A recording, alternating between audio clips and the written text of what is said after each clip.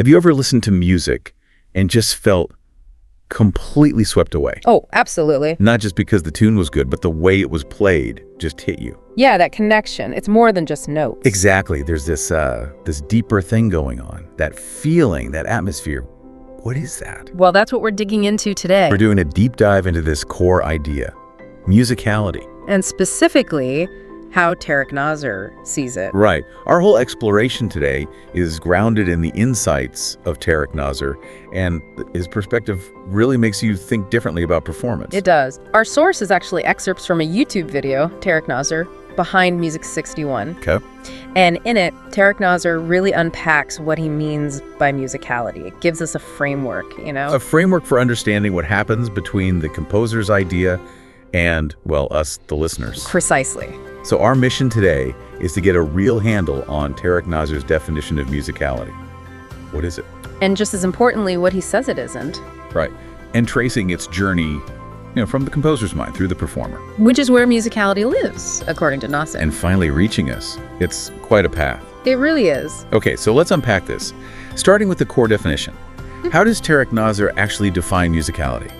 Well, for Tarek Nasr, it's the performer's ability, their skill, really to convey the emotions, the ideas, even the whole atmosphere of a musical piece directly to you, the listener. So it's about transmission. Exactly. It's not just playing the notes, it's sending the essence of the music. And he's very clear this isn't some vague magic. It's achieved through specific skills. Okay, specific skills.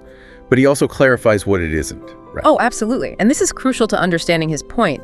First, Tarek Nasr states very clearly it has nothing to do with how good the musical work itself is or how brilliant the composer was. So a simple song could be performed with great musicality. Precisely. And a masterpiece could be performed, well, without it. Second, he stresses it's not about genre. Doesn't matter if it's folk, classical, religious chanting, whatever. Musicality, for Nasr, applies across the board. Okay. And the third thing. This might surprise some people. Tarek Nasr insists it is not about the performer's ability to play without mistakes. Wow. Okay, so technical perfection isn't musicality. It's different. Technical perfection might be necessary for it, as we'll see, but it's not the thing itself. No, so just to nail this down, Tarek Nasr sees musicality as what? As a distinct area. It's focused solely, exclusively on the performer's skills and their capacity to transmit that emotional and ideational content, the musical message, to the recipient. It's about the delivery, the communication quality. Exactly, not just the content or the flawlessness. That's a really fascinating way to frame it. It sounds like it involves both feeling and technique. Did Tarek Nasr mention that? He did. He highlights both the psychological aspect, the performer really getting the message of the music. Internalizing it. Right, and then the technical aspect, having the actual skills to get that message across through their instrument or voice. They work together, but they are distinct parts of musicality. Got it. So to understand where this musicality really fits in, Tarek Nasr talks about a musical creative process flow. Yeah, it's like a map of the music's journey. And it shows exactly where musicality comes into play. How does that flow work? Okay, so phase one, according to Tarek Nasr, is the composer's vision. This is where it all begins, in the composer's imagination, the initial spark. Right. Then composers use their tools. Tarek Nasr mentions things like understanding musical theories for their genre. Not just scales, but how harmony creates mood. Exactly. And knowing their instruments inside out, sound color, range, strengths, weaknesses, how they blend, it's like a painter knowing their pigments. Makes sense. And Tarek Nasr really emphasizes documentation. Composers have to get their ideas down somehow. Notation, recordings. Yeah, notation, audio, even teaching it by rote or digital files now. It's about preserving the work so someone else can perform it. He also says composers need knowledge of patterns, styles, forms, and analytical skills to structure everything clearly. This phase ends when there's a final, documented version ready for a performer. Okay, so the composer's done their part. The blueprint exists now.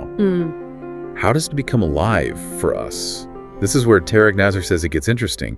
The performer steps in. Right. This is the creative musical performance phase, and Tarek Nasr identifies this phase, and only this phase, as the domain of musicality. Not the composing before or my listening after. Correct. For Tarek Nasr, musicality is purely the performer's active craft during performance, and their first step, consulting that documented work, the score, the recording, whatever it is. And then, what does the performer do with it, according to Nasr? Tarek Nasr outlines 3 essential questions they need to ask. First, what is the musical message? The core meaning. Yeah, the ideas, the emotions. Nasr says you figure this out from maybe text, the title, the story behind it, or understanding the historical context, getting inside the composer's head, essentially. Okay, question 1. The message. What's 2? Second, what are the sections of the work? Because, as Tarek Nasr points out, different parts of a piece usually have different functions or moods and need different handling. Makes sense, like chapters in a book. Kind of, yeah. And third, linking back to the skills, what technical skills are needed to actually convey these ideas and feelings to the listener? Ah, okay. So understanding the message, the structure, and then figuring out how to deliver it. Precisely. And here's another key point from Tarek Nasr. This mental image the performer builds from answering these questions, it must be documented. Documented, like they write notes on their music. Exactly that. Or keep separate notebooks, make audio notes. Tarek Nasr observes that professionals, even students serious about it, do this meticulously. It's not just about remembering notes. It's about mapping out their interpretation, the emotional journey. Why is documenting it so important? Because, as Nasr explains, it lets them revisit and refine it. To ensure consistency, especially when they're practicing over time or juggling lots of different pieces, he says the great artists document even tiny details. Wow, that's real dedication to the interpretation. It leads to Tarek Nasr's next observation, which is pretty profound. He says that really getting the musical message and forming that performance concept requires, well, depth. Yep. He calls it broad culture and significant emotional and intellectual maturity. It's a high bar. It is. And Nasr acknowledges that many performers might adopt standard interpretations or imitate others. He says that's okay, even good for preserving historical versions like museum copies. But Tarek Nasr stresses, we must not prevent those performers who do have that depth, that ability to re-explore the original work from doing so, from thinking outside the box. Why not? Because, Nasr argues, these fresh interpretations can actually enhance the composer's original intent, find new nuances, keep the music alive and relevant.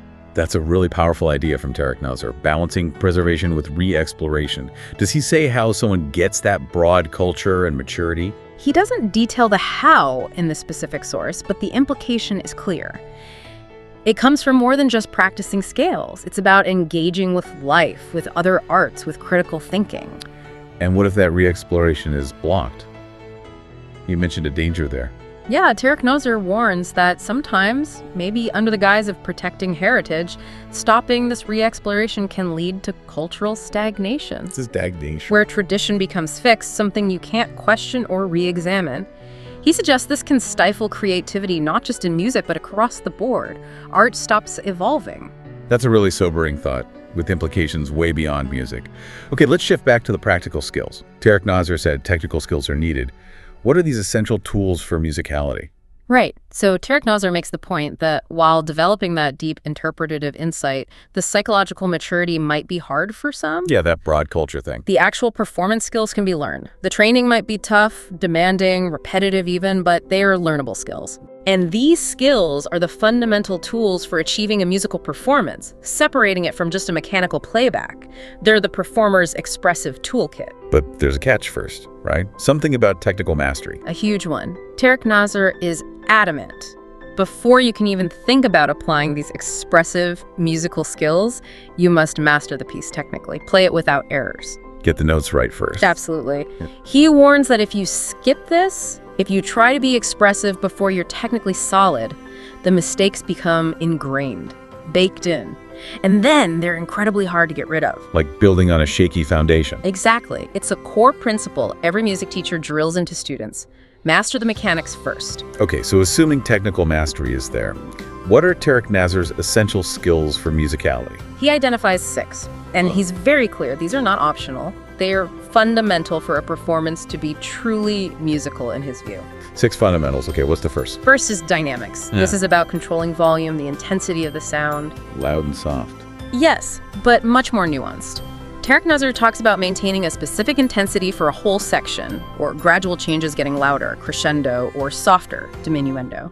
Think about how a sudden quiet moment can feel intense, or a buildup creates excitement. Right, the emotional impact of volume changes. Okay, number 2. Second is tempo, controlling the speed. Fast or slow? Again, yes, but also the subtleties. Maintaining a steady tempo, or maybe gradually speeding up, accelerando, or slowing down, retardando.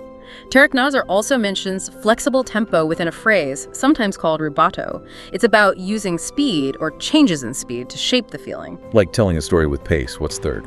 Third is articulation. Tarek Nasr calls this one of the most important skills for musical performance quality. Articulation. What does that mean exactly? It's about controlling the clarity of notes and how connected or separated they are. Think sharp, detached notes, staccato versus smooth, flowing lines, legato. Ah, okay. How notes begin and end and relate to each other. Precisely. And Nasr says this requires real coordination between the performer's body and their instrument or voice. It drastically changes the character of a phrase. I can see that. Fourth skill. Fourth is phrasing. This is about dividing the melody into smaller, meaningful sections, like sentences or clauses in speech. Giving it structure. Expressive structure. Tarek Nasr explains each little phrase can have its own character, contributing to the bigger picture. This might be marked by the composer, or it could be the performer's interpretation, but it always serves the overall idea. It helps the listener follow the emotional flow. Makes sense. Giving the music room to breathe. Number 5. Fifth is control of silence. This is one Tarek Nasr says performers often overlook. Silence. How is silence a skill? He calls silences golden expressive moments. The skill lies in controlling the duration of the silence and how it connects to what comes before and after. That pause before a big return or the quiet after a final chord. Letting the emotion hang in the air. Exactly. Tarek Nasr argues that a well-controlled silence can be incredibly powerful. Wow. Okay, that's 5. What's the last one? And sixth is style awareness. Performers need deep knowledge of the specific style and patterns of the music they're playing. Genre conventions. Yes, but deeper.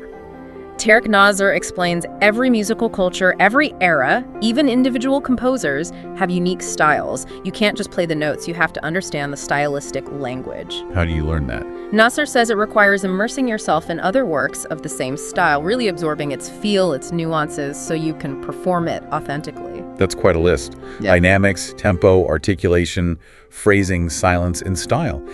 It really drives home that musicality, for Tarek Nasr, is about deliberate, skillful control. Absolutely. Far beyond just hitting the right notes. So this brings me back to something you mentioned earlier. Tarek Nasr seems to deliberately avoid calling this just expressive performance. Why? What's his distinction there? That's a really key insight from him. He avoids expressive performance because, for Tarek Nasr, that term implies that musical performance could be non-expressive. And he doesn't think it can. Not if it's truly musical performance. By his definition, if a performance is going to be considered musical, it must include these tools of musicality, the dynamics, tempo, articulation, etc. So if it lacks those, then, Tarek Nasr argues, it's not really musical performance at all. It might be technically correct sound, but it's not music in the communicative sense he's talking about. does he give an example? He uses a great analogy, reciting a poem. A real recitation uses vocal tone, rhythm, pauses, all analogous to musicality tools to convey meaning and feeling. Right. But if someone just reads the words flatly, monotonously, even if perfectly clearly, Tarek Nasr says they're just reading, not performing. They aren't transferring the poem's essence. And the same applies to music. Exactly. A performance without these elements of musicality, for Tarek Nasr, is like that flat reading. It's just sound, not a musical communication. Got it. It really clarifies his perspective. And he wraps up by reiterating that musicality has both that psychological side, understanding the work, and the technical side, the 6 skills we discussed. He even mentions planning to explore the psychology of how emotion gets transferred through these skills in future discussions. Fascinating stuff. So, boiling it all down, what does this mean for us, the listeners? Well, the core idea Tarek Nasr leaves us with is that musicality is this profound ability of the performer. It's their connection to the music's emotional and intellectual core, and their skill in conveying that essence to us. It goes way beyond just technical showmanship. It's the human connection through sound. Beautifully put. It transforms notes on a page or memorized patterns into a shared experience. So, here's a thought to leave everyone with. How does Tarek Nasr's deep dive into musicality change how you might listen from now on? Not just to music, but maybe to a speech, a presentation, anything that involves performance. Does it make you listen differently, maybe looking past just the polish or the raw information? Looking for those layers of communication. Yeah, considering those subtle choices, the dynamics, the pauses, the phrasing that Tarek Nasr highlights, as the heart of real musicality, something to definitely think about next time you're listening.